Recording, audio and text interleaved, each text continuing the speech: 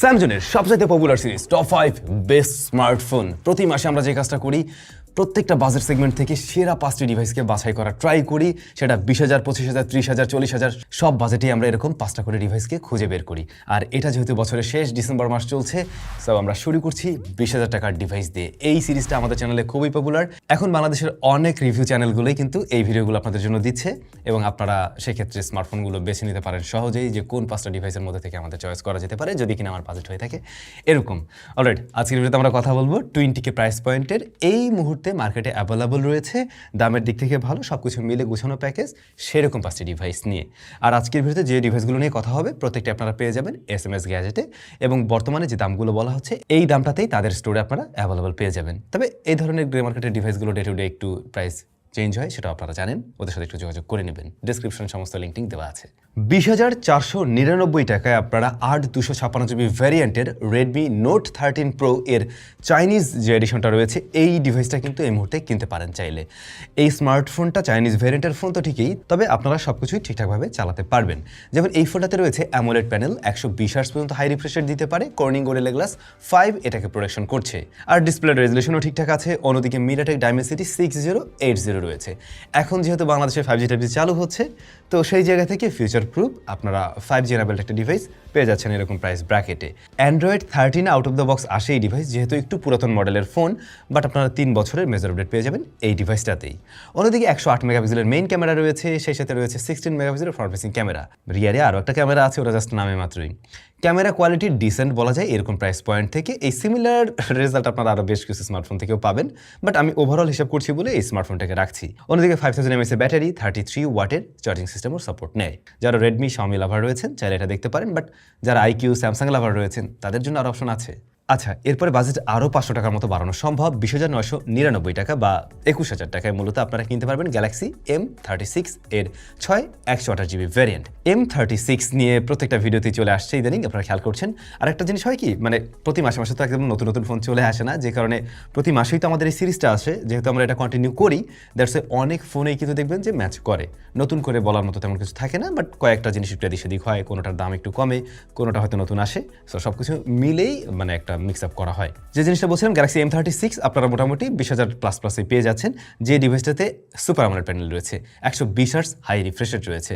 Super AMOLED থাকাতে এই ব্যাপারটা অনেকের কাছেই বেশ ভালো লাগবে। স্যামসাংয়ের সুপার অ্যামোলেড বেশ দারুণ একটা আউটপুট দিয়ে থাকে। জাস্ট ডিসপ্লের কাট আউট নিয়ে একটু ইস্যু আপনাদের থাকবে হয়তো বা অনেকেরই, আমার মতো। অন্যদিকে এই ফোনটাতে আমরা দেখতে পাই অ্যান্ড্রয়েড 15 রান করে আউট অফ দ্য বক্স, সেই সাথে রয়েছে 6 বছরের বা 6টা মেজর আপডেট মূলত। তো 6টা মেজর আপডেট পাওয়া মানে আপনার ফোনটা দীর্ঘদিন পর্যন্ত লেটেস্ট অ্যান্ড্রয়েডে রান করবে। সো এইটা হচ্ছে স্মার্টফোনটার সবচাইতে স্ট্রেংথের জায়গা। অন্যদিকে One UI রয়েছে, যেটা অ্যান্ড্রয়েড মার্কেটে ইউআই হিসেবে খুবই ভালো একটা আউটপুট দিচ্ছে। Exynos 1380 আছে, আর UFS 2.2 হলো গিয়ে স্টোরেজ টাইপ। না, এই স্মার্টফোনটা গেমিংয়ের জন্য ততটা ভালো না, এইটাতে একটু হেভি প্রেশার দিলে মোটামুটি কিছুটা গরম হয়, তবে ডে টু ডে লাইফের পারফরমেন্সের জন্য বেশ ভালো। যদি গেমিং করার প্ল্যান না থাকে, বেশ গুছানো একটা প্যাকেজ চান স্যামসাংয়ের, যার ইউআই রেজাল্ট সব কিছু মিলে ভালো, তাহলে এটা আপনাকে অসন্তুষ্ট করবে না। কিন্তু গেমিংয়ের জন্য হলে আমি আপনাকে না বলবো, এই ডিভাইসটা থেকে এড়িয়ে চলার জন্য বলবো। বাট যারা ক্যামেরা লাভার রয়েছেন, এই স্মার্টফোনটাতে আপনারা 50 মেগাপিক্সেলের মেইন ক্যামেরার পাশাপাশি আলট্রাওয়াইড শুটার পেয়ে যাচ্ছেন 8 মেগাপিক্সেল এবং 2 মেগাপিক্সেলের ম্যাক্রো, আর ফ্রন্ট ফেসিং ক্যামেরায় রয়েছে 13 মেগাপিক্সেলের শুটার। এই যে সেটআপটা, এইটা কিন্তু ডেফিনেটলি 20,000 টাকা বা 21,000 টাকা প্রাইস ব্র্যাকেটে খুবই ইউনিক, কম দেখা যায়। এখনকার দিনে আমরা শুধুমাত্র মেইন ক্যামেরাটা পাই, ফ্রন্ট ফেসিং ক্যামেরাটা পাই, আলট্রাওয়াইড পাওয়া যায় না। যদি কিনা আপনার আলট্রাওয়াইড সহ দরকার হয় এবং স্যামসাংয়ের এই ডিভাইসটার ক্যামেরা রেজাল্টও ভালো, সেক্ষেত্রে আপনি এটা দেখতে পারেন। 5000 mAh এর ব্যাটারি অ্যান্ড 25 ওয়াটের চার্জিং সিস্টেম সাপোর্ট নেয়। ভিডিওর এই পর্যায়ে বরাবরের মতো বলে রাখবো, প্রত্যেকটা ডিভাইসেরই ফুল রিভিউ আপনারা আমাদের চ্যানেলে পেয়ে যাবেন, চাইলে দেখে নিতে পারেন। ঠিক একই রকমভাবে টাইজোতে অনেক দারুণ দারুণ কালেকশনস চলে আসছে, শীতের জ্যাকেট, শ্যাকেট, হুডি সব কিছু আপনারা পেয়ে যাচ্ছেন 10% ডিসকাউন্টে। দেখতে পারেন ডেসক্রিপশনে আমি লিঙ্ক সব কিছু দিয়ে দিলাম। SAM10 এই কুপনটা ব্যবহার করলেই যে কোনো প্রোডাক্টে টাইজোর আপনারা 10% ডিসকাউন্ট পাবেন, আর এটা আমাদের নিজস্ব ব্র্যান্ড, আপনারা হয়তো অলরেডি অনেকেই জানেন। অলরাইট, এরপরে বাজেট যদি আমাদের ধরুন 22,000 টাকার মতো করতে পারছেন, তাহলে আপনি পেয়ে যাবেন মোটো G67 পাওয়ার 8/128GB ভ্যারিয়েন্ট। যদিও বা এই ফোনটাতে আইপিএস এলসিডি প্যানেল রয়েছে। এখন এইটা নিয়ে যদি কোনো ইস্যু না থাকে, মানে অনেকেই আবার অ্যামোলেড রেখে বরং আইপিএস নিতে চায় যাতে করে গ্রিন লাইন টেন্টের কোনো ঝামেলা না হয়, সেক্ষেত্রে আপনি চয়েস লিস্টে রাখতে পারেন। 120 হার্টজ পর্যন্ত হাই রিফ্রেশ দেবে এই ডিসপ্লেটা, তবে ডিসপ্লে কোয়ালিটি ভালো। অ্যাজ আইপিএস এটা ডিসপ্লে কোয়ালিটি যথেষ্ট ভালো। আবার যারা একটা শক্তপোক্ত টাইপের ফোন চান, মিলিটারি স্ট্যান্ডার্ড 8NS এর সার্টিফিকেশন রয়েছে কিন্তু এই ডিভাইসটাতে, সো ওই দিক থেকে আবার আপনাকে একটু এগিয়ে রাখবেন। অ্যান্ড্রয়েড 15 রান করে 16তে আসার কথা রয়েছে। অন্যদিকে স্ন্যাপড্রাগন 7S Gen 2 রয়েছে। এখন এই কারণেই অনেকে কিনতে চাবে, অনেকেই আছে যারা আসলে স্ন্যাপড্রাগন লাভার, তাদের কাছে স্ন্যাপড্রাগনই সবসময় ভালো লাগে, সেই জায়গা থেকে হয়তো অনেকের কাছেই ভালো লাগবে। আর Snapdragon 7S Gen 2 mid range price পয়েন্টে বা এরকম entry level to mid range price পয়েন্টে যথেষ্ট ভালো একটা চিপ, যেটাতে ডে টু ডে লাইফের কাজগুলো খুব সুন্দরভাবে করতে পারবেন। একই সাথে মোটামুটি গেমিংও করতে পারবেন এই ডিভাইসটা দিয়ে। 50 মেগাপিক্সেলের মেইন ক্যামেরার পাশাপাশি 8 মেগাপিক্সেলের একটা আলট্রাওয়াইড শুটারও আছে, 32 মেগাপিক্সেলের ফ্রন্ট ফেসিং ক্যামেরাও রয়েছে। এই সেটআপটা কিন্তু স্যামসাং এর আগের সেটআপের চাইতে খুব একটা খারাপ নয়, বরং একটু বেটারই ফ্রন্ট ফেসিং ক্যামেরার দিক থেকে। আর ওই একটা ম্যাক্রো বা ডেপথ আলাদা 2 মেগাপিক্সেল নেই, ওইটা নিয়ে মনে হয় না আপনাদের কারোর কোনো ইস্যু থাকার কথা। রেজাল্ট কম্পেয়ার করতে গেলে স্যামসাং এর টোন, কালার টোনটা হয়তো অনেকের কাছে ভালো লাগবে, বাট এইটার আবার ডিটেল শার্পনেস মোটামুটি কিন্তু অন পয়েন্টেই রাখার ট্রাই করে মোস্টলি। আর এগিয়ে থাকবে 32 মেগাপিক্সেলের ফ্রন্ট ফেসিং ক্যামেরাটা। যারা ক্যামেরার মধ্যে আবার ফ্রন্ট ফেসিং ক্যামেরায় বেশি গুরুত্ব দেন, তারা এটা একটু দেখতে পারেন।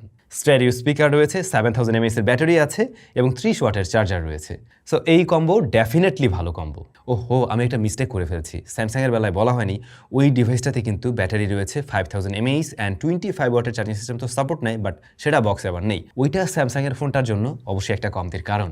তারপরে স্টিল স্যামসাং লাভারদের জন্য আমাদের একটা ফোন রাখতে হয়, ওটাকে আমরা রেখেছি এবং ওভারঅল তো ভালো প্যাকেজ মোটামুটি। আচ্ছা, এবারে বাজেট আমাদের 22,500 টাকার মতো, সেক্ষেত্রে আমরা চয়েস করতে পারি IQ Z9 8 256GB ভ্যারিয়েন্ট। কিন্তু এই ফোনটাতে আমরা অ্যামোলেড প্যানেল পেয়ে যাচ্ছি, 144 হার্টজ পর্যন্ত হাই রিফ্রেশ রেট দেয়, যদিও বা এটা অনেকটা নাম্বার গেমের মতো আপনারা জানেন, বাট স্টিল 120 হার্টজ থেকে কিছু জায়গায় এগিয়ে রাখবে, হয়তো কিছু কিছু অ্যাপে আপনি পাবেন। 4500 নিটস পর্যন্ত পিক ব্রাইটনেস দিতে পারে, অ্যান্ড্রয়েড 14 রান করে। আর আইকিউর এই ধরনের ফোনগুলোতে আমরা মোস্টলি 2 থেকে 3টা আপডেট দেখি, সো ওইটুকু আশা করা যায়। স্ন্যাপড্রাগন 7 Gen 3 রয়েছে, যে জিনিসটাই অনেকের কাছে হয়তো বা বেশ ভালো লাগবে। UFS 2.2 হলো গিয়ে স্টোরেজ টাইপ। সো এই ফোনটা থেকে আপনি বেশ ডিসেন্ট একটা আউটপুট পেতে পারেন পারফরমেন্সের দিক থেকে। আপনি মোটামুটি গেমিং টেমিং করতে পারবেন, আবার ডে টু ডে লাইফের কাজগুলো খুব সুন্দরভাবে সামলাতে পারবে। অন্যদিকে আমরা 8GB প্লাস 256GB স্টোরেজ দেখছি, সেটাও পারফরমেন্স একটা গুরুত্ব রাখবে নিশ্চয়ই। 50 মেগাপিক্সেলের মেইন ক্যামেরা আছে, এর পাশাপাশি সহকারী সেন্সর আর ফ্রন্ট ফেসিং ক্যামেরা 16 মেগাপিক্সেলের। একটু আগে যে আমরা মোটর একটা ফোন নিয়ে কথা বললাম, স্যামসাংয়ের ফোন নিয়ে কথা বললাম, তাদের তুলনায় এর ক্যামেরাটা পিছিয়ে পড়বে, কিন্তু পারফরমেন্স, অন্যান্য বিষয়, ডিসপ্লে, এগুলো নিয়ে আবার এগিয়ে থাকে।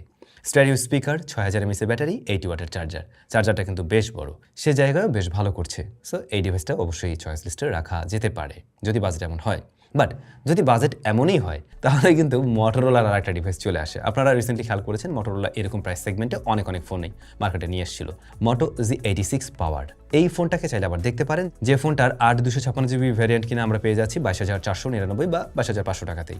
পিওলেট প্যানেল রয়েছে, 120 হার্টজ পর্যন্ত হাই রিফ্রেশ রেট দিতে পারে, 4500 নিটস পর্যন্ত পিক ব্রাইটনেস দিতে পারে। সো ডিসপ্লের জায়গাটা ওকে একদমই। অ্যান্ড্রয়েড 15 রান করবে, দুইটা মেজর আপডেট পাওয়া যাবে।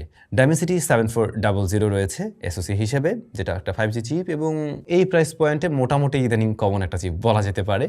আর এই ফোনটাতে ক্যামেরা রয়েছে 50 মেগাপিক্সেল, 8 মেগাপিক্সেলের ultra wide, front facing camera 32 মেগাপিক্সেলের, 6720 mAh এর ব্যাটারি অ্যান্ড 30 ওয়াটের চার্জিং কম্বো। তো এই প্যাকেজটা আর মটোরোলার যে আরেকটা ফোনের কথা বললাম, দুইটা কিন্তু প্রায় সিমিলার, বাট দামের একটু ব্যবধান আছে। যদি কিনা আপনার অ্যামোলেড ডিসপ্লে লাগে এবং ডাইমেনসিটির এসওসি নিয়ে কোনো সমস্যা নেই, তাহলে বরং আপনি মটোরোলার ফোন কিনতে চাইলে এটাকেই দেখুন। আর যদি না আইপিএস নিতে চান, তাহলে তো আগের অপশন যেটা ছিল ওটা দেখতে পারেন। স্ন্যাপড্রাগনের এসওসি আছে আবার ওটাতে, মানে কি একটা উলটপালট করে রাখছে। তো এই ফোনগুলোর মধ্যে আপনাদের কাছে কোনটা বেশি ভালো লেগেছে কমেন্ট করে জানাবেন। হ্যাঁ, আগামী মাসে নিশ্চয়ই আবার নতুন কোনো ফোন চলে আসবে, তখন আমরা 20,000 টাকায় নিশ্চয়ই নতুন কিছু খুঁজে পাবো। ভালো থাকুন, দেখা হচ্ছে স্যামসাংয়ের নতুন কোনো ভিডিওতে।